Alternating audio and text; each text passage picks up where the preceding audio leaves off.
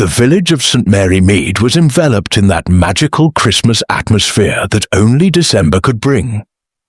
Windows twinkled with warm lights, houses were adorned with holly garlands, and the scent of cinnamon and gingerbread wafted through the cobbled streets.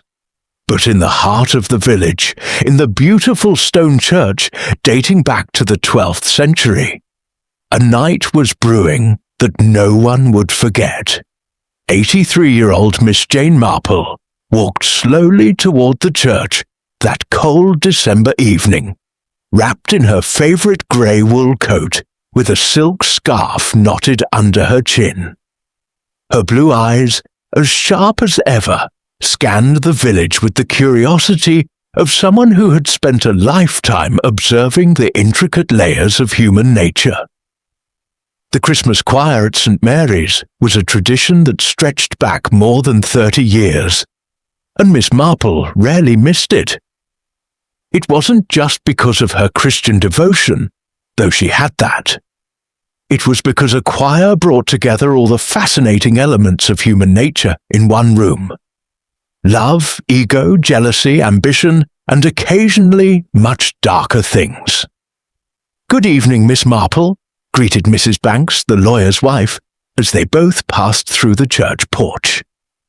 Her voice had that tone of false cordiality that Miss Marple had learned to recognize decades ago. "Good evening, my dear," replied Miss Marple in her usual gentle way. "I imagine you're eager to hear the new soloists tonight." "Oh, yes," said Mrs. Banks, though her expression suggested concern. "Although I must say I'm not sure Mr. Bartholomew is the best choice for director, considering—" She stopped abruptly, as if she had said too much. Miss Marple smiled inwardly. That was the third hint in 4 days about Edward Bartholomew, the new choirmaster, who had arrived at St. Mary Mead only 2 months before. The church was bustling with activity. The choir was gathered in the choir loft, while friends and family filled the pews in the nave. Approximately 120 people had come to hear the final rehearsal before the Christmas concert that would take place on the evening of December 23rd. It was an important event. The new conductor's first concert would, in fact, be his official debut. Miss Marple settled into her usual seat in the 3rd row, from where she could see both the choir and most of the congregation. Her gnarled but nimble hands rested on her knitted bag. Her eyes began their peculiar work. Observing, cataloguing, comparing. She saw Victoria Harrow, the leading soprano, chatting animatedly with the tenor, Gerald Wickham. Too animatedly, thought Miss Marple. Victoria's hands were touching Gerald's arm more often than simple friendship would require. Interesting. In the lower row, she watched David Thornton, the village butcher, whose expression was as dark as coal. His eyes followed Victoria's every move. Ah, yes. Miss Marple remembered now. Mr. Thornton and Miss Harrow had been engaged only a year ago. Or had it been her idea to break off the engagement? Miss Marple's memory carefully reviewed the details. Yes, it had been Victoria who had broken it off. "I need room to grow," Victoria had told anyone who would listen. Then there was Edward Bartholomew on the podium, waiting. He was a man of about 50, handsome in a way Miss Marple had learned to consider dangerous. He had those grey eyes that seemed to see everything, but in truth only looked at what he chose to see. His head teacher's uniform, a crisp grey suit, was a little too sharp for a small town, too sharp as the young people would have said. Beside Miss Marple, Mrs. Palmer, the widow who lived in Corner Cottage, whispered, "That man is going to cause trouble, you'll see." "Why do you say that?" asked Miss Marple sweetly. "Because I know the type," Mrs. Palmer said.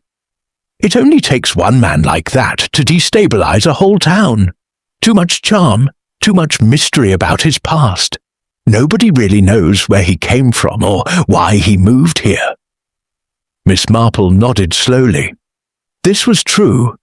Edward Bartholomew had come to St. Mary Mead on the recommendation of someone in London who knew the vicar. He had taken the job with the choir almost immediately.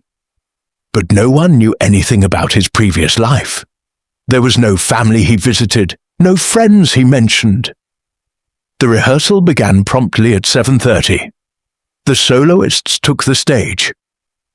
Victoria Harrow as soprano, a young woman named Eleanor Davies as mezzo-soprano, Gerald Wickham as tenor, and David Thornton, with evident reluctance, as bass. Their voices rose in the chorus of Christmas Vespers, a beautiful composition that Mr. Bartholomew had chosen for the concert. Miss Marple watched the conductor conduct. It was flawless, no doubt. He knew every note, every phrase. But she also noticed something else. How his gaze constantly shifted to Victoria Harrow, and how his expression changed briefly, almost imperceptibly, whenever she made the slightest mistake. It wasn't irritation exactly. It was something colder, more controlling. The music flowed for 30 minutes. And then, at the moment of the intermission, just as Mr. Bartholomew was about to lead a short break, something strange happened. His assistant, the young Timothy Crawford, joined the choir looking pale and visibly upset. "Mr. Bartholomew," he called, "could you come here, please? It's urgent." The director stepped down from the podium with barely contained irritation. "This better be important, Timothy. We're in the middle of a rehearsal." What happened in the next 5 minutes was perfectly orchestrated chaos. Timothy and Edward disappeared. Then Timothy returned, this time looking for the vicar. After that, there were whispers, stifled gasps, and finally the vicar appeared looking dismayed. "I'm afraid I have bad news," he announced solemnly. "The rehearsal must be cancelled for tonight. There has been an incident, a serious accident. Director Bartholomew has been found unconscious in the vestry, hit on the head. An ambulance has been called." While chaos erupted around her, shouts, exclamations, frantic speculation, Miss Marple remained perfectly still. Her blue eyes stared at the empty vestry door. "An accident," the vicar had said. But Miss Marple, after a lifetime of observation, knew how to recognize when someone was being kind to the truth. That had not been an accident. Market Brampton Hospital was only 30 minutes from St. Mary Mead, but the time it took for news of Mr. Bartholomew's condition to arrive was considerably shorter. By 8:45 p.m., while the ambulance was still on its way, the rumour had already spread that the choir master had suffered a blow to the head of considerable severity in the church vestry. By 9 o'clock at night, the telephones at St. Mary Mead were ringing off the hook. Miss Marple, sitting in her cosy sitting room with her favourite cats curled up around her, listened as her niece Lucy brought her a cup of hot tea. A small fire crackled in the fireplace, making the scene seem completely detached from the chaos unfolding in the village outside her windows.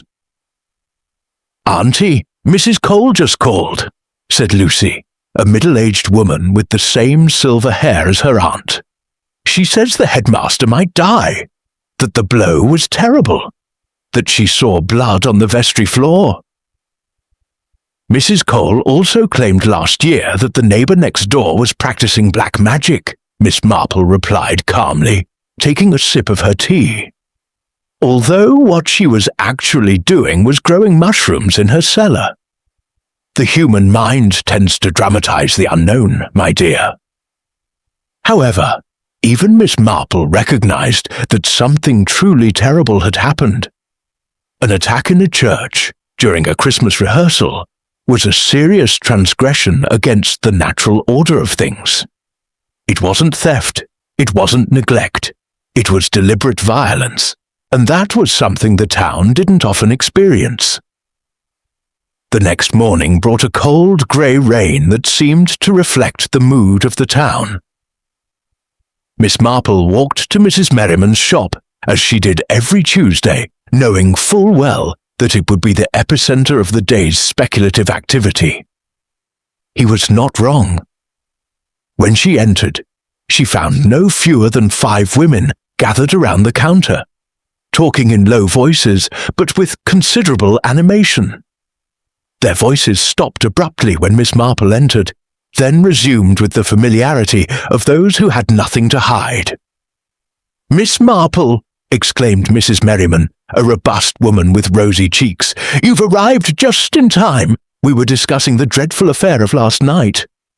"I understand Mr. Bartholomew is still unconscious," said Miss Marple, examining the shop's wares with her usual attentiveness. "Has there been any communication from the hospital?" "Yes, the vicar received a call this morning," said Mrs. Proctor, who lived in one of the oldest houses in the village. "He says the headmaster will probably live, but his recovery could be long. He suffered a severe concussion." "It was David Thornton, I'm sure of it," blurted Mrs. Banks, the same woman who had whispered vague comments the night before. "I saw him with my own eyes talking to Mr. Bartholomew after the break. His fists were clenched. His expression was, well, cold. Evil, I'd say. But David was in the choir when the attack happened," protested Mrs. Palmer, the widow from Corner Cottage who was also present. "I saw him singing the bass part. He couldn't have left without someone noticing. He could have stepped out between songs," Mrs. Banks insisted. "Timothy Crawford was distracted. The vicar wasn't looking. He could easily have." "So what?" asked Miss Marple thoughtfully, as she placed a dozen eggs in her basket. "Mr. Thornton, upset about the broken engagement so long ago, suddenly feels the need to attack the choirmaster." "Because the headmaster was courting Victoria," Mrs. Merriman said, lowering her voice. "We all know it. Gerald Wickham told me he saw Edward Bartholomew following Victoria after rehearsal last week, and Victoria seemed pleased with the attention." Miss Marple remained silent for a moment, allowing this information to sink in. It was true that Bartholomew had shown a particular interest in Victoria Harrow, but was that sufficient reason for such a violent attack? "What if it was Timothy Crawford?" asked Eleanor Davies, the young mezzo-soprano who had been silent until now. Everyone looked at her. "Timothy had access to the sacristy. He's there all the time, helping the vicar. Besides," she hesitated, as if unsure whether to continue. "Besides what?" urged Mrs. Merriman. "Furthermore, I overheard Timothy arguing with Mr. Bartholomew 2 weeks ago. Timothy was saying that he was a fraud, that he wasn't a legitimate choir director, that his references were fake. Bartholomew threatened to fire him if he ever questioned his authority again." This was new. Miss Marple raised an eyebrow almost imperceptibly. "False references?" he asked. "That's what Timothy said," Eleanor confirmed, sounding a little nervous about having revealed so much. "I don't know if it's true, but Timothy was very upset. He said he would investigate on his own." "The police will soon find out," said Mrs. Proctor. "Inspector Craddock will come from Market Brampton. He's very capable. He'll find the culprit." But Miss Marple, as she paid for her purchases and left the shop, was thinking about several things at once. The false references, Bartholomew's interest in Victoria, the broken engagement to David Thornton, Timothy's loyalty to the vicar, Gerald Wickham's resentment if there was any, and something else, something no one else seemed to have noticed. The way Mr. Bartholomew had briefly glanced at Eleanor Davies during the rehearsal the night before when she wasn't looking. Just for a moment, but long enough. As she walked back to her cottage, her shopping basket slung over her arm, Miss Marple reflected on what she had learned. In a small town, the truth was never simple. Motives intertwined like the branches of an ancient tree, each connected in ways that were not immediately apparent. Mr. Bartholomew had enemies, that was certain. But which of them had been desperate enough to attack him? And more importantly, what secrets did Edward Bartholomew keep that made his references false? Where did he really come from? And why had he come to St. Mary Mead specifically? Those were questions the police might not think to ask, but Miss Marple certainly would. Inspector Leonard Craddock arrived at St. Mary Mead at 10 o'clock on Wednesday morning, accompanied by his deputy, Sergeant Harris, a perpetually serious young man. These were the same officers who had investigated a murder in the village 3 years earlier, which meant that Inspector Craddock was not entirely new to the delicate affairs of St. Mary Mead. Miss Marple remembered him as an open-minded man, though sometimes too ready to accept the most obvious explanation. He settled into the vicar's house, who provided him with a small office where he could interview witnesses. By 11 o'clock in the morning, news that the interrogations had begun had spread through the town faster than wildfire. Miss Marple was in her garden, inspecting her winter plants, when Miss Eleanor Davies arrived nervously at her door shortly after noon. "Miss Marple," said Eleanor, breathing rapidly, "I have to speak to someone. The inspector questioned me for half an hour recently, and, well, I think I've made a mistake." Miss Marple invited the young woman inside, made her a cup of tea, and sat down patiently to listen. Eleanor was a girl of barely 24, with a delicate face and eyes that betrayed too much of her emotions. She was, Miss Marple had observed, exactly the kind of woman who could cause trouble unintentionally. "I told the inspector I'd overheard Timothy talking about the fake references," Eleanor confessed, wringing her hands. "But now I realize I shouldn't have mentioned it.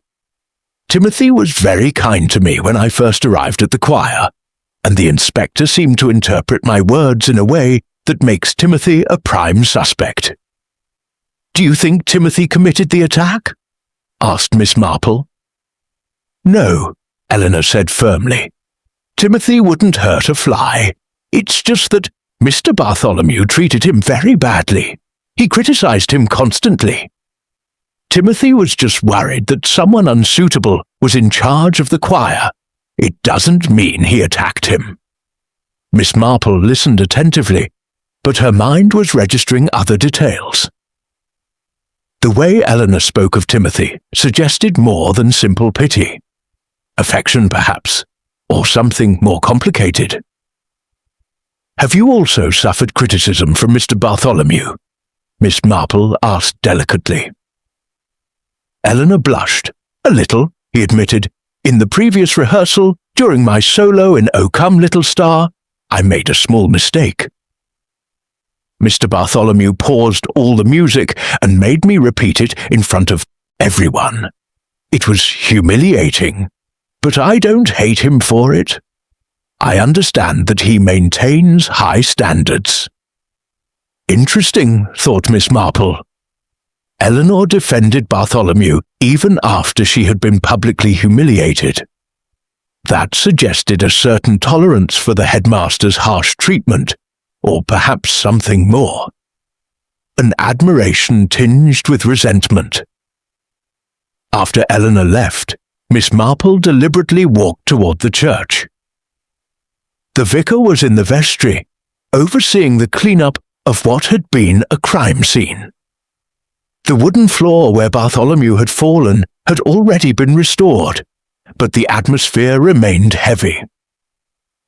"Miss Marple," greeted the vicar, a man of 65 with an affable disposition. "What a timely visit! I wondered if I might share your observations. I must confess that this incident has deeply disturbed me." "Where exactly was Mr. Bartholomew found?" asked Miss Marple. The vicar showed him the place, a corner of the sacristy near a door that led to the church storerooms. The walls were made of cold stone, and there were several cupboards where the liturgical vestments were kept. Timothy found him at about 8:20, the vicar explained. He had come here to pick up some things the director needed for the next rehearsal. That's when he discovered the body. "And what things exactly?" asked Miss Marple. "Several scores, I think," the vicar said vaguely. "Timothy wasn't very specific when he told me." Miss Marple examined the corner carefully. There was a small, high window, too small for a person to get in or out. 2 doors, one leading to the choir loft, the other to the storerooms, limited line of sight from the main vestry door. "A convenient place for a private confrontation," muttered Miss Marple. "Excuse me?" asked the vicar. "Just thinking out loud," said Miss Marple. "Have you seen anything that could have been used as a weapon? Anything that shouldn't be there?" "Inspector Craddock was very thorough," replied the vicar. "But he found nothing obvious. Apparently, the attacker used something and took it with him or hid it." Miss Marple nodded slowly. "That was to be expected. Someone intelligent enough to plan an attack in a crowded church would also be intelligent enough not to leave a weapon behind." When she left the church, she found Sergeant Harris waiting on the outer path, as if he had been looking for her. "Miss Marple," he said with a certain deference, "Inspector Craddock sends his regards. I was wondering if you would be willing to make a brief statement about what you observed last night during the rehearsal." "Of course," replied Miss Marple, "although I have the impression that my observations will be mainly about the music, not the attack." "Sometimes the most valuable observations are the most obvious," said Harris, with a wisdom that surprised Miss Marple. "The inspector says he always listens to witnesses who have seen more than they think they have seen."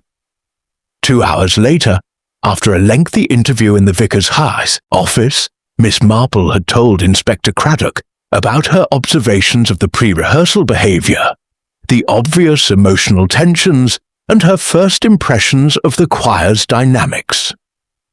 What he didn't mention was his growing certainty that the attack hadn't been an impulsive act of anger, but something planned. Someone had chosen the exact time, the exact place, knowing that Timothy would be looking for something in the sacristy. The question was not who had attacked Edward Bartholomew. The question was who knew in advance. On Thursday morning, as news arrived that Edward Bartholomew had regained consciousness, but remained under medical observation and unable to receive visitors, Victoria Harrow disappeared. Not permanently, of course, but in the most unsettling way, without warning anyone. Her employer at the Market Brampton clothing store reported her as absent, with no call, no explanation. Her mother, Mrs. Harrow, confused and worried, called the police around noon. Inspector Craddock was at Mrs. Harrow's house by 3 o'clock in the afternoon. Miss Marple learned of this, as was her custom, through the village information network. Mrs. Palmer visited her around 4 o'clock, bringing fresh gossip and tea bought at the local shop. "Victoria has disappeared," he announced without preamble. "Her mother is hysterical. The police are searching for her all over town. Some say she ran away because she was the one who attacked Bartholomew, and now she's afraid of being discovered." "That seems likely?" asked Miss Marple, pouring tea into the cups with her usual precision. "No, not really," Mrs. Palmer admitted. "Victoria is many things, but she's not violent. Although I suppose love can make people do unexpected things."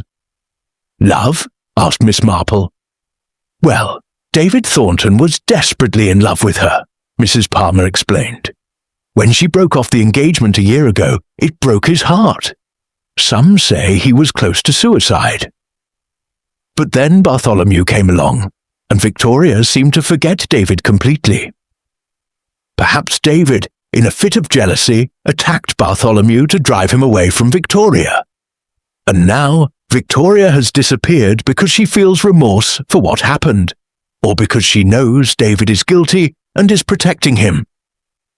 Miss Marple listened to all this with her usual expression of serene attention, but her mind was piecing together a completely different picture. At 6 o'clock in the evening, as the town stirred with growing speculation, Miss Marple received an unexpected visitor.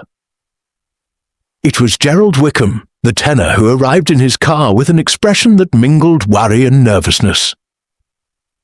"Miss Marple," he said without preamble, "I need to talk to someone, and you've always been, well, sensible. I understand Victoria has disappeared." "I've heard rumours," Miss Marple confirmed, inviting him in. Gerald slumped into a chair, his face reflecting genuine distress. "I know where he is," he said quietly. Miss Marple waited patiently. "Victoria came to see me last night," Gerald continued. "She was frightened, Miss Marple, very frightened. She told me that Mr. Bartholomew had asked her to meet him in the vestry after the interval, that he wanted to speak with her privately about her potential as a soloist for a special concert in London." "And was it?" asked Miss Marple. "No, that's the important thing. Victoria said she changed her mind. Something about the way Bartholomew had watched her during rehearsals made her uncomfortable. She described a feeling of possession, I suppose, as if he considered her his property." Miss Marple frowned slightly. "When did you decide not to go?" "Just before intermission," Gerald explained. "She told Bartholomew she wasn't feeling well. But here's where it gets confusing. When Victoria learned Bartholomew had been attacked, she panicked. She thought maybe someone had attacked him, believing he was a threat to her. Or worse, she thought maybe Bartholomew had somehow accused her." "What could he have accused her of?" asked Miss Marple. Gerald seemed uncomfortable. "That's what I'm not sure I should tell her," he admitted. "But Victoria mentioned that Bartholomew had discovered something about her. Something from the past. Something that could cause problems." "What kind of problems?" "She didn't specify, but she seemed terrified of it becoming public. Miss Marple, I said I knew where Victoria was, and it's true. She's hiding in my uncle's cottage 3 miles from here. I wanted to come and see you first, to ask your advice about whether I should reveal this to the police." Miss Marple pondered for a moment, her interlaced fingers resting on her lap. "Do you believe that Victoria attacked Bartholomew?" "No," Gerald said confidently, "but I think she knows who did it, or at least has a pretty good idea. And I think she's scared." After Gerald left, taking with him Miss Marple's promise to keep the secret for now, the old woman sat outside her window, watching the village darken in the winter twilight. The pieces were beginning to fall into place, although not exactly as Inspector Craddock was probably imagining them. Edward Bartholomew wasn't what he seemed. His false references, his intense interest in Victoria, his controlling behavior, and now the revelation that he appeared to be using information about Victoria's secrets as some kind of leverage. But what's the secret? And more importantly, if Victoria hadn't attacked him, who had? Miss Marple rose slowly and went to her desk, taking out a notebook in which she recorded her observations of village life. She began to write, her old but steady hands arranging the facts in the order in which she remembered them. David Thornton, with his burning jealousy. Timothy Crawford, with his concern about false references. Gerald Wickham, protecting Victoria. Eleanor Davies, defending Timothy. And Victoria Harrow, hiding, frightened, keeping a secret. They all had reasons, they all had opportunities, but only one of them knew that Victoria would not be in the sacristy at 8:20, and that, Miss Marple thought, was the key to everything. On Friday morning, Miss Marple received a letter. It was from Timothy Crawford, the choir assistant, written in nervous, shaky handwriting. He asked her to come to the cottage where she lived, saying he had something important to show her. He was direct without beating around the bush, which suggested genuine urgency. Timothy lived in a small stone house near the outskirts of the village, a rented property as modest as his station. When Miss Marple arrived shortly after 10 o'clock, she found him pale and showing obvious signs of sleep deprivation. "Thank you for coming, Miss Marple," Timothy said, inviting her into a small sitting room that smelled of tobacco smoke and anxiety. "I didn't know where else to turn. The police are almost certain that I attacked Mr. Bartholomew, but I have an alibi that I can't explain without revealing something that, well, it's none of my business to reveal."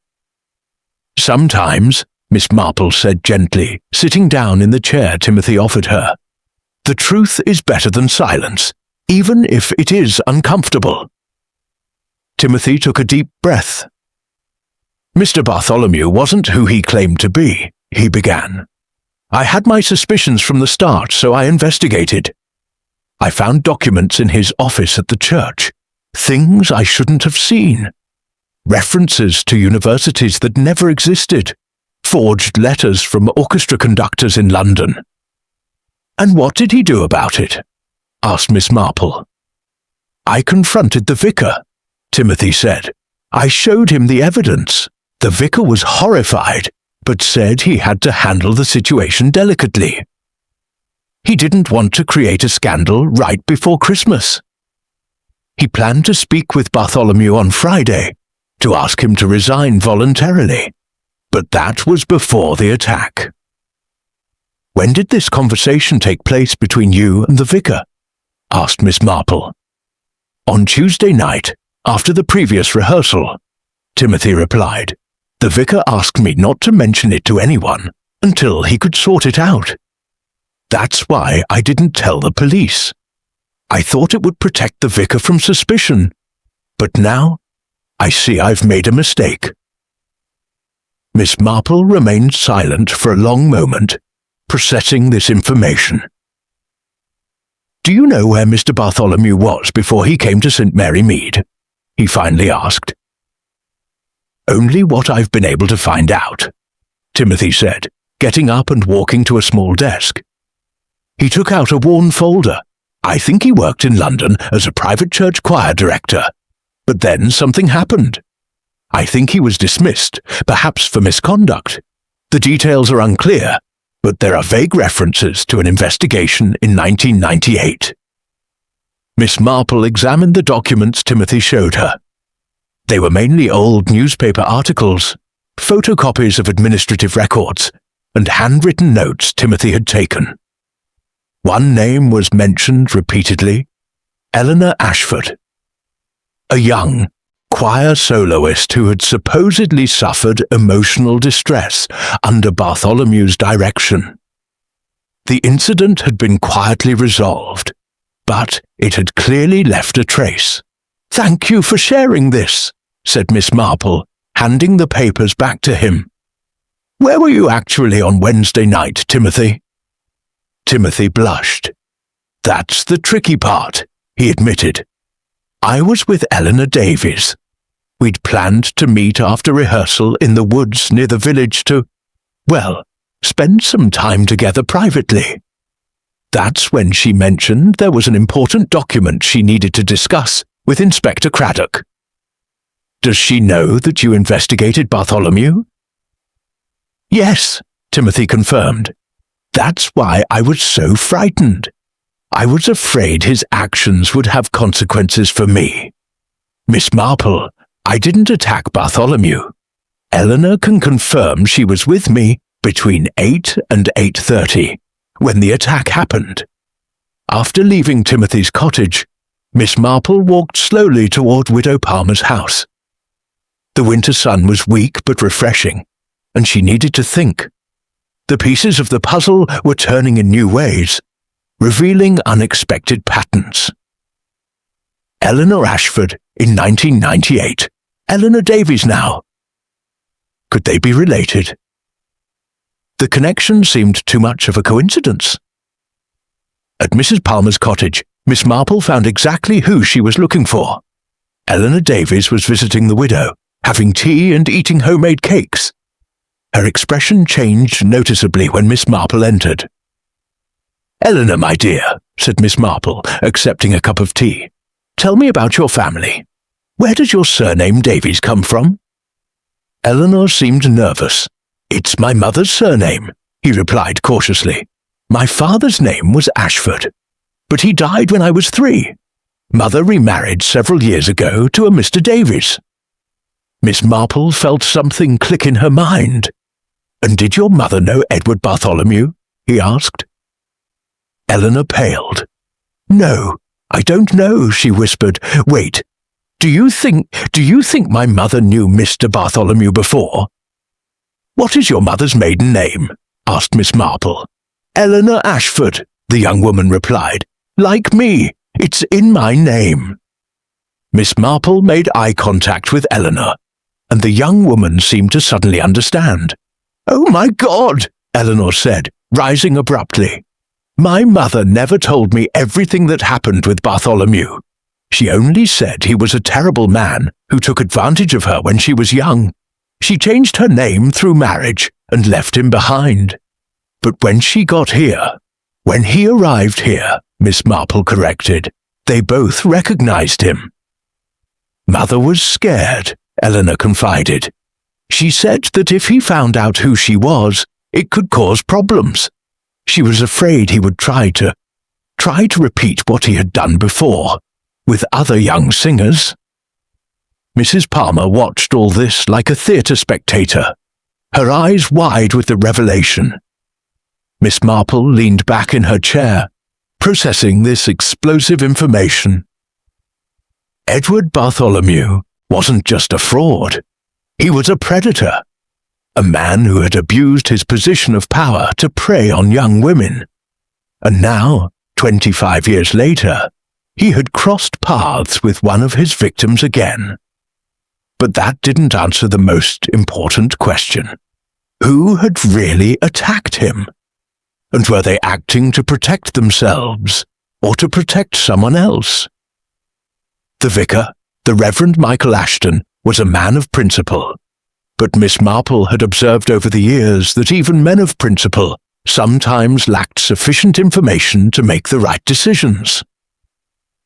When she visited him in his study that Friday afternoon, she found him visibly aged by the events of the last few days. "Miss Marple," greeted the vicar, rising from his desk. "What a pleasant surprise! Although I have the impression this is not a social visit." "I've come because I believe there are things you may not have shared with Inspector Craddock," Miss Marple said directly, sitting down uninvited. "Timothy Crawford told me about your conversation on Tuesday regarding Mr. Bartholomew's forged credentials." The vicar slumped in his chair, the weight of guilt visible in his features. "Yes, I admit it," he said wearily. "Timothy showed me the evidence. It was a terrible blow to discover that I had brought an impostor into our church, but I decided to handle the matter discreetly. I planned to speak with Bartholomew to ask him to resign voluntarily before the scandal became public." "And when were you planning to have this conversation?" asked Miss Marple. "On Friday, after Wednesday's failed attempt," the vicar replied. "I wanted to give us both time to reflect on the best way forward. But, of course, events took a different turn." "Vicar," said Miss Marple, in her most penetrating tone, "do you know that Edward Bartholomew is not just an academic fraud? Do you know that in 1998 he was investigated for inappropriate conduct with one of his singers?" The vicar paled noticeably. "No," she whispered. "Timothy only mentioned the fake credentials. What kind of inappropriate behavior?" "The exploitation of his position of authority," Miss Marple replied, "to harass a young woman who was under his care." The vicar covered his face with his hands. "My God," he murmured, "that changes everything, completely everything. If I had known, I never would have been so cautious. I would have gone to the police immediately." "But that's the point," said Miss Marple, watching him carefully. "Was there anyone in the village who did know? Anyone who might have discovered this information before Timothy?" The vicar looked up, confused. "I don't understand what he means." "I mean," Miss Marple said slowly, "perhaps the attack on Edward Bartholomew wasn't impulsive. Perhaps it was committed by someone who knew exactly who he really was, and exactly what he had done in the past." After leaving the vicar's study, Miss Marple went directly to the shop where Victoria Harrow worked. The lady who served her, Miss Morris, stern-looking middle-aged woman, seemed displeased with recent events. "Victoria was always an irresponsible girl," Miss Morris declared, as Miss Marple pretended to examine a coat. "She disappears without a word, causing trouble for everyone, and now the police are coming around asking questions." "What sort of questions?" Miss Marple asked casually. "They wanted to know if Victoria had mentioned anything about Bartholomew," Miss Morris explained. "If she seemed frightened or disturbed. I told them that Victoria rarely spoke about her personal affairs with me, but there was something odd about it." "Strange?" urged Miss Marple. "About a week ago," Miss Morris continued, "Victoria received a phone call while she was here. When she hung up, she was trembling. She asked permission to go to the bathroom, and she was in there for 20 minutes. When she came out, she looked as if she had been crying." "Do you know who called?" asked Miss Marple. "No, but Victoria later mentioned, very quietly, something about old stories, and why he can't leave her alone. I assumed it was about her breakup with David Thornton, but now that I think about it..." Miss Marple liked Miss Morris and left, her mind racing. Victoria had received a disturbing call from someone who knew something about her past. Edward Bartholomew? And what ancient story could possibly be serious enough to terrify a young woman? That evening, Miss Marple went to visit David Thornton at his butcher shop. The man was closing up for the day, his hands busy cleaning the counters. He looked up as she entered, his expression showing surprise.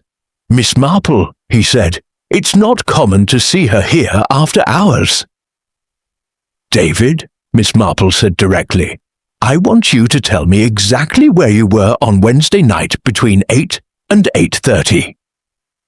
David dropped the cloth he was using. "Are you suggesting that I—" she began, her voice filled with indignation and something else. Fear, perhaps. "I'm suggesting the police are probably asking him this question too," Miss Marple replied. "And I think he deserves to know what I've discovered before that happens." David sat on a stool, his face hardening with a complex emotion. "I was with Victoria," he finally admitted. "She called me Wednesday afternoon, asking me to see her. She said she needed to talk to me, that she'd made a mistake breaking off our engagement. We met in the woods outside the village around 7:30. We were together until almost 9:00. She was very scared, very upset." "What frightened her?" asked Miss Marple. "She didn't tell you everything," David replied, "but she mentioned that Bartholomew had discovered something about her. Something he thought had been buried long ago. When I asked her what it was, she just said it was complicated, that it involved her mother." Miss Marple remained silent, processing this information. So Victoria Harrow also had a connection to Eleanor Ashford. But what was it? That evening, as she sat, in her living room with her favourite cat purring in her lap, Miss Marple wrote down the new revelations in her notebook. The connecting threads were becoming clearer, but the central piece was still missing. The exact reason why someone had decided that Edward Bartholomew should be silenced. And then, in a flash of understanding, something Timothy had mentioned in passing solidified in his mind. Eleanor Ashford had suffered emotional stress under Bartholomew's direction 25 years ago. That would be around 1998 or 1999. Victoria Harrow was now 21, which meant she was born around 2004. But what if Victoria wasn't Eleanor's mother's daughter with her current husband? What if Victoria was... Miss Marple closed her eyes, connecting the dot. Oh dear. The truth, when it finally arrived, was always more complicated than it seemed. On Saturday morning, Miss Marple sent a note to Eleanor Davies, asking her to visit her cottage. The young woman arrived nervous, obviously fearing that her secret with Timothy had been discovered. But Miss Marple had more important questions to ask. "Eleanor," said Miss Marple, offering her a cup of tea, "I need you to tell me the whole truth about your family, specifically about Victoria Harrow." Eleanor seemed to freeze. "Victoria?" he asked weakly. "Her mother is Eleanor Ashford," Miss Marple continued, "and Victoria Harrow is 21, which means she was born around 2004. 25 years ago, her mother was a victim of Edward Bartholomew while working in a choir under his direction." Eleanor dropped her teacup, which fortunately landed softly on the sofa. "How did he know?" she whispered. "I have years of practice in observing the patterns of human nature," Miss Marple replied gently. "Now, is Victoria your sister?" Eleanor buried her face in her hands. "Yes," he confessed, his voice barely audible. "Although Victoria always believed my father was her biological father. My mother met my father shortly after what happened with Bartholomew. My father was very understanding and accepted Victoria as his own. They raised Victoria together. When my father died, the truth was kept secret. Who else knew?" asked Miss Marple. "Only my mother. My father when he was alive, and me for the last year," Eleanor replied. "When I found out Bartholomew was here, I told my mother she was horrified. She wanted to leave town, but she couldn't without arousing suspicion. So we decided to keep quiet, hoping he would just leave." "And Victoria? Does she know?" "No," Eleanor said sadly, "never. Although I suppose Bartholomew might have discovered the truth. He was observant, too observant, and perhaps he noticed physical similarities between my mother and Victoria." Miss Marple reclined thoughtfully. "When did he realize that Bartholomew knew?" he asked. "A week ago," Eleanor replied. "It was after a rehearsal. Bartholomew asked to speak with Victoria privately. When she came out of that conversation, she was scared. Then she called my mother from the shop, and that set everything off. My mother was furious that Bartholomew could have said anything." "What do you think Bartholomew planned to do with this information?" asked Miss Marple. Eleanor looked up. Her eyes filled with anguish. "I don't know for sure," she said slowly, "but my mother mentioned that she feared Bartholomew might use him to blackmail Victoria, to make her more malleable to his desires. My mother was convinced that he had inappropriate intentions toward Victoria, just as he had had toward her years ago." After Eleanor left, Miss Marple sat in silence, the full picture finally forming in her mind. Edward Bartholomew, a chronic predator, had recognized Victoria as the daughter of one of his former victims. He had used this information as a psychological weapon, threatening to expose her publicly if Victoria did not submit to his control. But who had attacked him? Miss Marple knew she had to find Eleanor Ashford, the mother. She would be the key. A secret kept for 25 years, a returning predator, and an act of violence that seemed a carbon copy. The combination was explosive. he found Eleanor Ashford in the back garden of his house on the outskirts of town. She was a woman of about 52, with the same blue eyes as his daughter, but with lines of tension around her mouth that spoke of a life of caution. "Mrs. Davies," Miss Marple greeted formally, "we need to talk." Eleanor Ashford paled when she saw Miss Marple, but offered no resistance. She invited them inside, into a cosy kitchen that smelled of freshly baked bread. "I know," said Eleanor Ashford simply, before Miss Marple could speak. "I know you know who Victoria is. Timothy Crawford came by yesterday. He was indiscreet, but I don't blame him. He was trying to protect Eleanor." "Where is Victoria now?" asked Miss Marple. "At Gerald Wickham's cabin, under his protection," Eleanor Ashford replied. "I was so frightened I didn't know where to go. Gerald was kind enough to offer her shelter. My ex-fiancé is protecting her. The irony of ironies." Miss Marple sat down uninvited. "What was Mr. Bartholomew planning to do?" he asked. Eleanor Ashford took a deep breath, as if she had been carrying that question in her chest for years. "I'm not entirely sure," she admitted, "but when he heard about Victoria, he started making insinuations. He summoned her, told her he knew her secret. Then he began making suggestions about how she could show her gratitude for keeping her mouth shut. He recognized me, Miss Marple. After 25 years, he recognized me, and he realized." "When did she discover that he knew?" "On Tuesday," replied Eleanor Ashford. "Timothy came to see me that day, after speaking with the vicar. He told me about the forged references.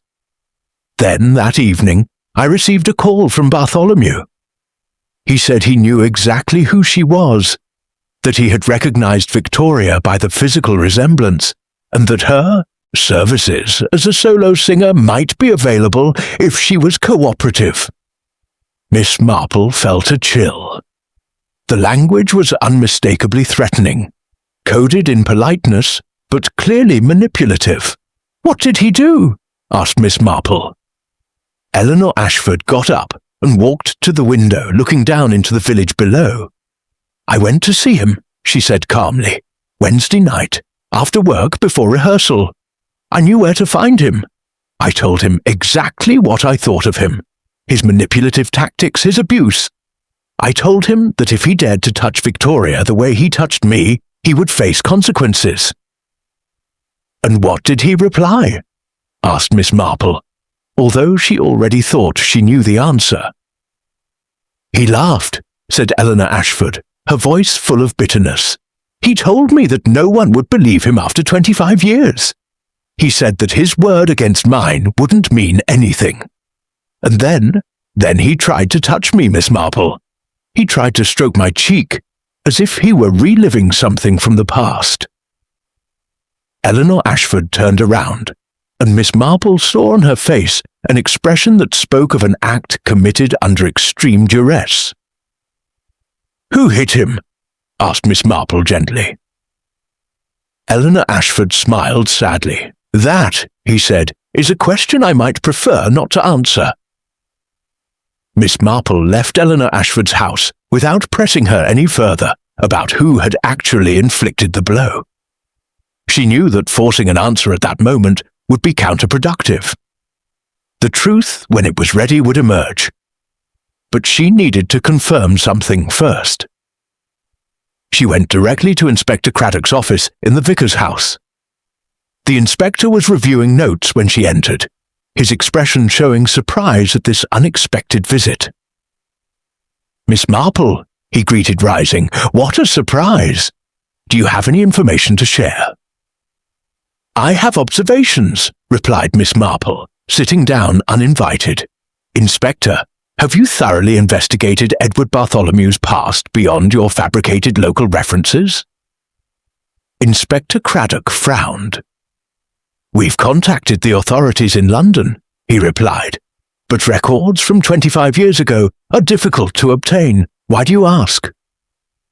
"Because," said Miss Marple, "I believe Edward Bartholomew was previously investigated for inappropriate conduct with a young singer, and I believe that investigation was quietly settled, perhaps by a confidentiality agreement.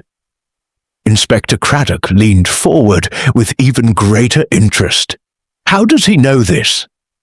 Because I've noticed patterns in the behavior of several residents of St. Mary Mead, Miss Marple replied. Patterns that suggest a shared knowledge of a secret from the past.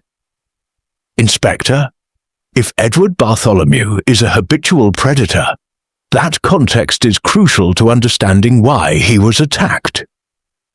Inspector Craddock immediately made a phone call, contacting his colleagues in London. 30 minutes later, he received confirmation. Edward Bartholomew had been dismissed from a position at St. Andrew's Church, Islington, in 1999, following a complaint from a young singer. The complaint had been withdrawn under circumstances that suggested a monetary settlement. The complainant's name was not available in the public records. Eleanor Ashford, Miss Marple provided, or she's now Eleanor Davies. Inspector Craddock rested his head in his hands. This changes everything, he murmured. Now we have a clear motive for multiple people. The question is, who went from threat to action? That, said Miss Marple, is what we need to find out. That afternoon, Miss Marple visited the hospital at Market Brampton. Edward Bartholomew was now awake, though still considered under observation. He had refused certain visitors, but the nurse seemed pleased to allow an elderly lady to see him briefly. Bartholomew lay in bed with bandages around his head, his face pale under the fluorescent hospital light. His expression changed when he saw Miss Marple enter, becoming something between curiosity and wariness. Miss Marple, he said, his voice weaker than she had expected. What an unexpected honor. I've come to offer you the opportunity to tell your side of the story, said Miss Marple, sitting down in the chair beside her bed, before the police reach their own conclusions. Bartholomew smiled weakly. Are you here as my confidant, or as my accuser? She asked. As someone interested in the truth, Miss Marple replied. I know that you were investigated in 1999 for inappropriate conduct. I know that you recognized Eleanor Ashford when she arrived at St. Mary Mead. I know that you uncovered the truth about Victoria Harrow. Bartholomew's face hardened slightly. I see you've been doing some research, he said. And what conclusion have you reached, Miss Marple? That you tried to exploit the information you possessed to manipulate Victoria Harrow, Miss Marple replied directly, just as you exploited Eleanor Ashford decades ago. That's a serious accusation, Bartholomew said, but his tone lacked genuine offense. Do you have proof? The recording of a telephone call made a week ago, Miss Marple replied. Eleanor Davies's notes describing her veiled threats. Victoria Harrow's reaction, who was so frightened she fled the village. Bartholomew remained silent for a long moment. Eleanor Davies is my daughter, Miss Marple finally said, though Bartholomew hadn't asked. She was simply confirming what he already suspected. Victoria is her sister, the product of a transaction I'd rather not fully describe. When we met again, it was inevitable that old wounds would resurface. And who hit you, Mr. Bartholomew? Asked Miss Marple. Bartholomew smiled, a smile that did not reach his eyes. That, he said, depends on how you define the terms. Someone hit me in the sacristy, that's true. But the real question isn't who picked up the object. The question is who convinced them to do it. That evening, Miss Marple sat in her sitting room, writing in her notebook. The lines of Vuha causality were becoming clear, but there was still a shadow, an area where the truth remained opaque. Inspector Craddock had DNA evidence from the crime scene, but it would take days to process it. He had conflicting witnesses, all with biased motives and opportunities. but he had one piece of evidence he couldn't ignore: that Edward Bartholomew had been beaten, probably by someone who knew him. Probably in a fit of protectiveness or revenge. Miss Marple, however, knew the truth was more complicated. Bartholomew had suggested something crucial: that the attack hadn't been impulsive but planned, that someone had convinced him to do it.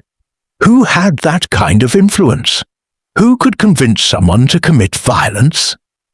Miss Marple thought of Timothy Crawford, loyally protecting Eleanor. She thought of Eleanor Davies, protecting her sister Victoria. She thought of David Thornton, with his burning jealousy. She thought of Gerald Wickham, playing the role of the protective knight.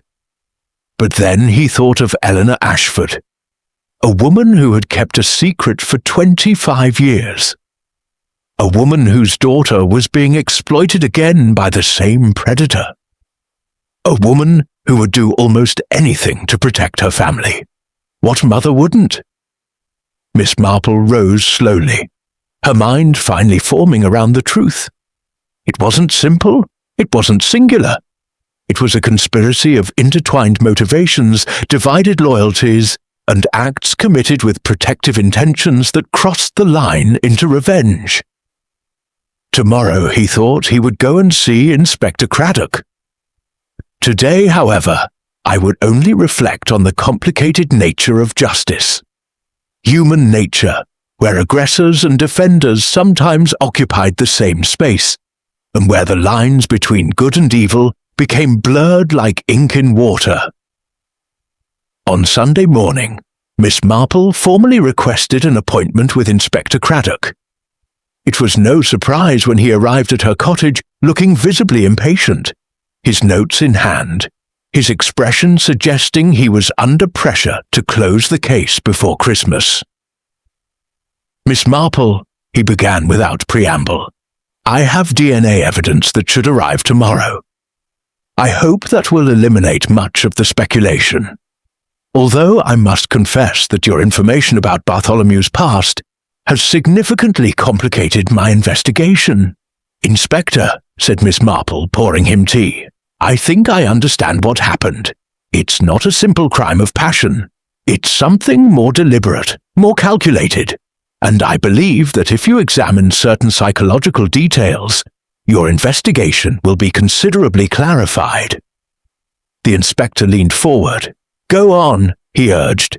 "Edward Bartholomew recognized Eleanor Ashford when she arrived at St. Mary Mead," Miss Marple began. Then, by observing Victoria Harrow, he deduced the truth about their relationship. He saw an opportunity to return to the kind of manipulative behavior that had characterized him in the past. He made insinuations, issued veiled threats, and began to exert psychological control over Victoria. "Reason established," the inspector agreed.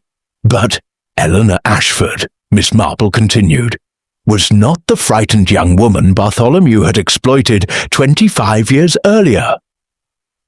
She was a protective mother, and she was prepared to do anything to prevent her daughter from suffering as she had suffered. When Timothy Crawford revealed that Bartholomew's references were false, and when the vicar decided not to act quickly, Eleanor saw an opportunity." The inspector took notes, his expression focused. "Are you suggesting that Eleanor Ashford went to the vestry?" he asked. "I'm suggesting he went to the vestry," Miss Marple confirmed. "But he probably wasn't the one who hit him. However, while he was there, while he was confronting Bartholomew about his actions, someone else was watching. Someone who also had a motive. Someone who was also furious at what Bartholomew stood for." The inspector lay back. "Who?" he simply asked. "That requires a little more explanation," replied Miss Marple. "Inspector, have you considered the possibility that David Thornton wasn't singing in the choir during the rehearsal?" The inspector frowned. "We have multiple witnesses who place him in the choir," he replied. "He was seen singing the bass part." "Seen, yes," said Miss Marple, "but seen by whom? And under what circumstances?" The church choir is dark, Inspector. The pews are raised. Visibility is limited. It's entirely possible that someone else sang the bass part, or that David was presumed to be present when he was actually absent at certain times. The inspector consulted his notes. Timothy Crawford was the assistant, he read. He would have noticed if someone was missing. But was Timothy present throughout the rehearsal? Asked Miss Marple. Or did he briefly leave to meet Eleanor Davies, as she herself has suggested? The inspector's expression changed. He's suggesting that David Thornton came out of the choir, confronted Bartholomew in the vestry, and punched him, he said slowly. But why? Jealousy of Victoria. That seems a weak motive after all this time. Not out of jealousy, Miss Marple corrected, for something more fundamental. Inspector, you've had David Thornton under close surveillance. Have you noticed his reaction when Eleanor Davies is mentioned? The inspector consulted with Sergeant Harris, who quickly skimmed his observations.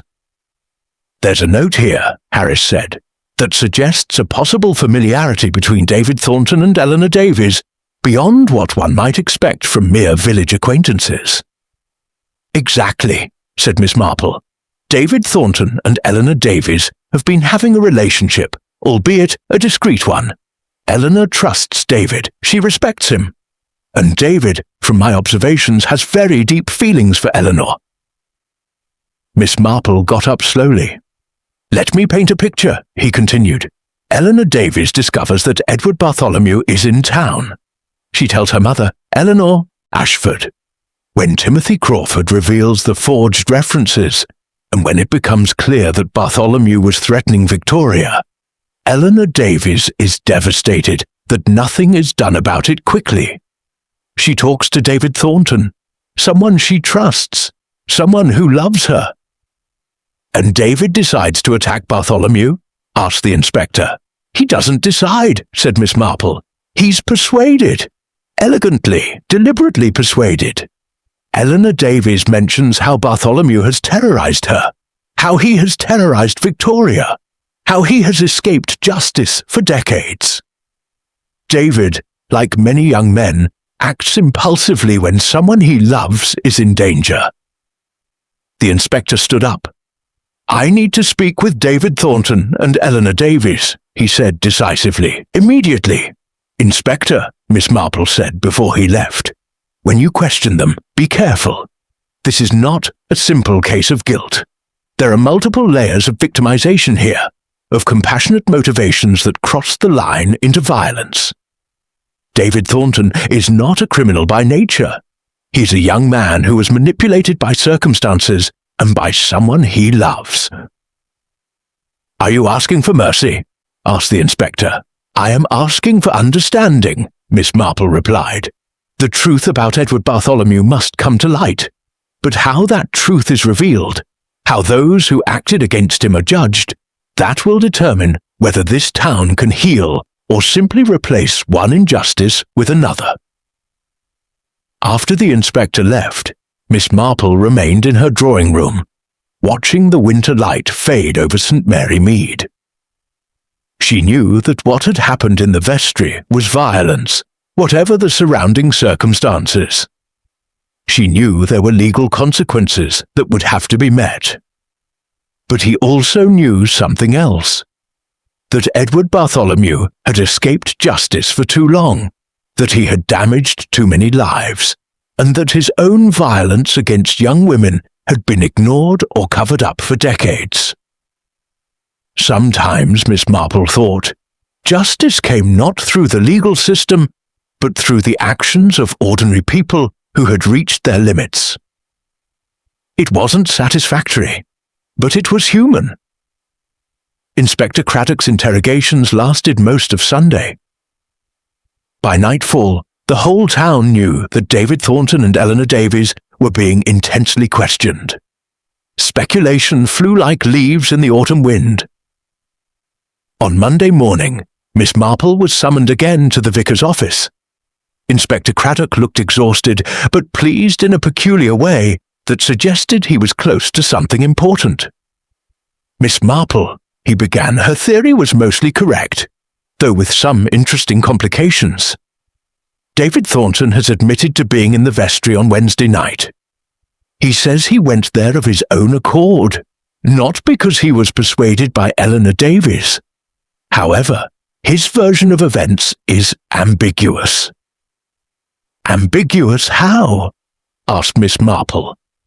He says he went to the vestry because he knew Eleanor Ashford would be confronting Bartholomew, the Sheum inspector explained. He had promised to accompany her, though she chose to go alone. When she emerged from the encounter, she was trembling, furious, and visibly shaken. Bartholomew followed her, making obscene remarks about her futility in trying to intimidate him. The inspector paused, consulting his notes. Then, according to David, the incident escalated. Bartholomew tried to touch Eleanor Ashford inappropriately. David intervened. There was a brief scuffle. David says Bartholomew was hit during the struggle, but denies being directly responsible for the head injury. Who was it then? Asked Miss Marple. That's where it gets complicated, the inspector replied. Eleanor Ashford has also given a statement. She says that after David separated Bartholomew, she picked up a bronze candlestick that was on a nearby table and used it. But then she changes her story, saying that it simply fell, that David simply pushed it too hard, that it was an accident. Miss Marple processed this information carefully. And the DNA analysis? He asked. There's DNA evidence from multiple people on the weapon, the inspector replied in frustration. David Thornton, Eleanor Ashford, even a small amount of unidentified DNA. It's as if multiple people had touched the object before the attack. Because that's what happened, Miss Marple said calmly. Have you considered the possibility, Inspector, that Edward Bartholomew was struck not once, but potentially 2 or 3 times? That different people attacked him in quick succession, each at different moments in a chaotic confrontation. The inspector leaned back in his chair. Are you suggesting that multiple people were involved in the attack? He asked. I'm suggesting, replied Miss Marple, that what happened in the vestry was the result of a build-up tension that finally exploded. Multiple people had motives, multiple people were present or nearby, and in the chaos of the confrontation, responsibility became diffuse. At that moment, the door opened abruptly. It was Timothy Crawford, pale and visibly distraught. Inspector, she said, breathing rapidly, I need to make a statement. I just learned what's going on, and I can't allow David or Eleanor to be charged without the full truth being revealed. The inspector told him to sit down. Go on, he urged. I was in the vestry, Timothy confessed, not the whole time, but at a crucial moment. I had left the choir to find Eleanor Davies, as you know, but as I was returning, I heard voices in the vestry, loud voices. I recognized Eleanor Ashford's and Bartholomew's. I went over to see what was happening. Timothy paused, clearly grappling with the implications of what he was about to reveal. I saw David and Eleanor Ashford confronting Bartholomew, he continued. I saw when when he tried to be inappropriate with Eleanor Ashford, and when David separated them, I helped. How did it help? Asked the inspector. I picked up the candlestick, Timothy said calmly. I wasn't going to let that man hurt Eleanor's mother. So when Bartholomew slipped during the struggle, I punched him, not with all my strength. Just enough to make sure he couldn't fight anymore. The inspector closed his eyes for a long moment. So 3 people were involved in the attack, he asked. David Thornton, Eleanor Ashford, and Timothy Crawford. It wasn't a premeditated attack, Timothy clarified. It was self-defense. It was protection. But yes, there were 3 of us when Bartholomew was hit. Miss Marple remained silent, watching as the puzzle that had begun to be assembled took on entirely new shapes. The inspector sent Timothy to be detained and gave Miss Marple a piercing look. Did you know? he asked simply. "I suspected wider involvement," Miss Marple replied, "but I couldn't have been entirely certain without all the information. Inspector, this is not a crime committed by a single perpetrator. It is an act of collective resistance against a man who abused his power." "That doesn't change the fact that it was violence," the inspector said, though his tone suggested less certainty than before. "No," Miss Marple agreed, "but the context changes, and justice must change." That evening, as the town reeled from the shock of the multiple confessions, Miss Marple received an unexpected visit from Edward Bartholomew. He was still recovering, his head bandaged, but had been released from the hospital under guard. The policeman who had accompanied him waited outside as Bartholomew entered Miss Marple's cottage.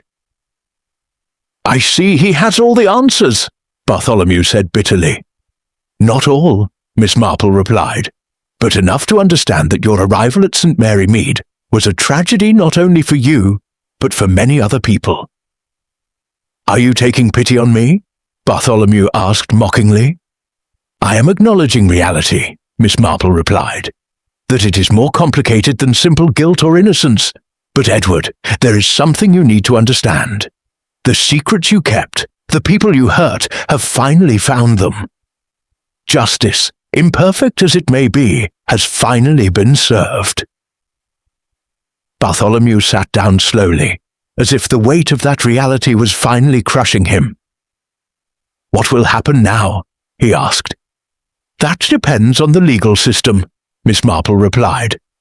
"But I suspect the truth about his past will be fully revealed. And I suspect that David, Eleanor, and Timothy's actions will be considered in light of protecting others from a known predator." After Bartholomew left, Miss Marple sat alone in her sitting room, pondering the nature of justice in a small town where everyone knew everyone else's secrets. The mystery was solved, but the truth remained as complicated as it always was in real life. The following days were a whirlwind of legal activity and public speculation. Inspector Craddock, after further investigation and consultations with the prosecution, reached a surprising conclusion. Although David, Thornton, Eleanor Ashford, and Timothy Crawford had participated in the altercation with Edward Bartholomew, the classification of the offence was problematic. There was no homicide. Bartholomew was alive. There were serious injuries, certainly, but the mitigating circumstances were considerable. A man who had been accused of sexual abuse in the past, who had again harassed young women, who had attempted to physically attack a woman during the incident, was now being treated as a victim. On Tuesday, Inspector Craddock requested a final meeting with Miss Marple. He brought with him documents, reports, and an expression of genuine frustration.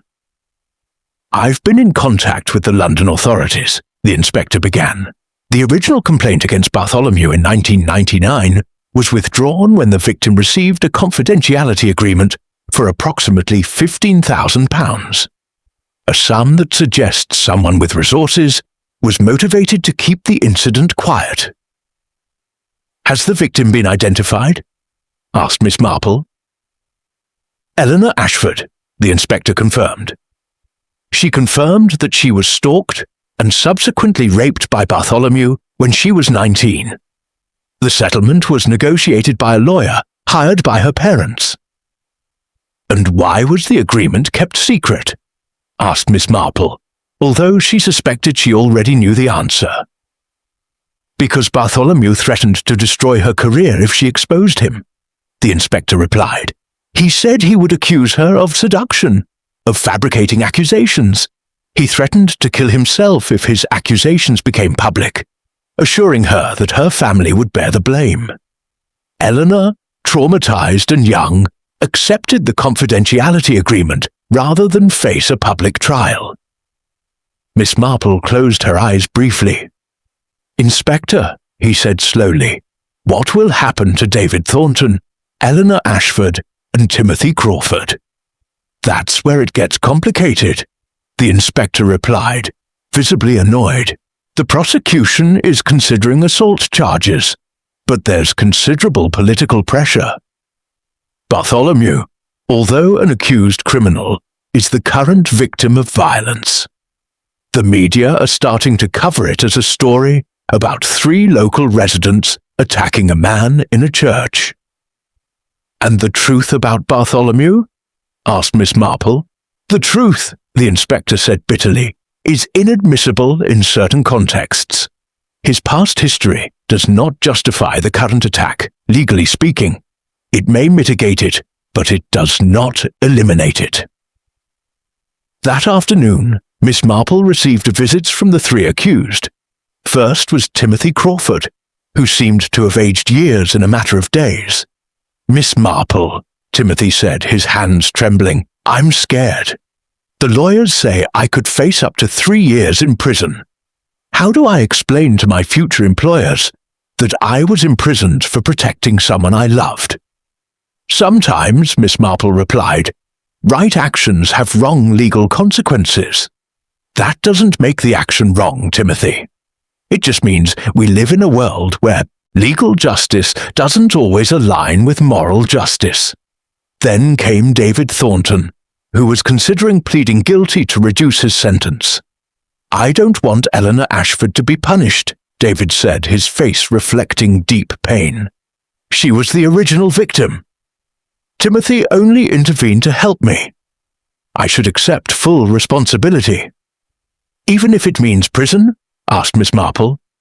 Yes, David replied simply, because doing the right thing doesn't always result in the rewards it deserves. Finally, Eleanor Ashford visited Miss Marple with her daughter Victoria. Young Victoria, now knowing the truth about her parentage and about the man who had tried to manipulate her, seemed fragile but determined. Miss Marple, said Eleanor Ashford, her voice trembling, I needed you to know something. Bartholomew was never really attacked by us. David pushed him, Timothy hit him with the candlestick, and I was just there. But I didn't participate in the violence, and I don't want that to be forgotten. Why are you saying this? Asked Miss Marple. Because Timothy Crawford and David Thornton are going to face legal consequences for protecting me, Eleanor Ashford replied, and I can't allow that to happen without being honest about what really happened. That night, Miss Marple wrote a letter addressed to Inspector Craddock, the prosecution, and potentially the court. In it, she detailed not only the events of the night of the attack, but the entire story. The exploitation of Eleanor Ashford in 1999, her silencing through a confidentiality agreement, Bartholomew's arrival at St. Mary Mead, his recognition of Eleanor and Victoria, and his new tactics of manipulation and harassment. She wrote about how a justice system that protected predators allowed violence to continue. She wrote about how 3 people had acted not out of hatred, but out of desperation to protect those they loved. And she wrote, though she knew it might be controversial, that sometimes legal justice and moral justice diverged, and that wise observers recognized that distinction. The letter's effect was immediate and powerful. The media, which had begun to portray Bartholomew as an innocent victim, pivoted. His past was investigated more thoroughly. Other women came forward, other stories of harassment and manipulation, though all were protected by similar confidentiality agreements. The prosecution announced it would file new charges against Edward Bartholomew for historical rape, based on the new revelations. And while the charges against David, Timothy, and Eleanor Ashford were not completely dropped, they were significantly reduced.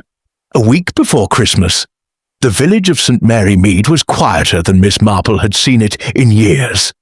The shops were decorated, the lights twinkled, but the Christmas cheer was tempered by the realization that its residents had been living with dark secrets for decades.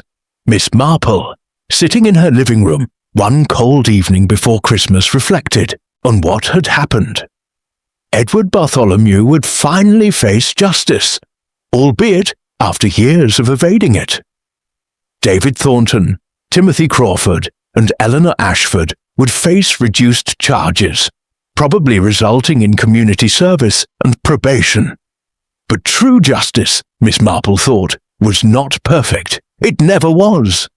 It was a process of finding a balance between law and morality, between guilt and compassion, between victims and their perpetrators. Sometimes the right side won. Sometimes only the least guilty won.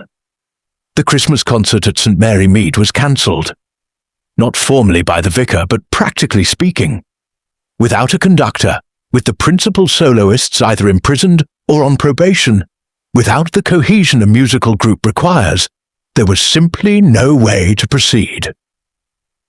Instead, the vicar organised a simple but meaningful Christmas service where the choir would sing traditional hymns under the direction of a visiting musician from Market Brampton.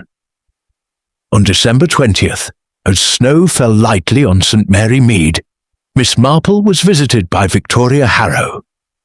The young woman brought flowers, a gesture that touched Miss Marple's heart.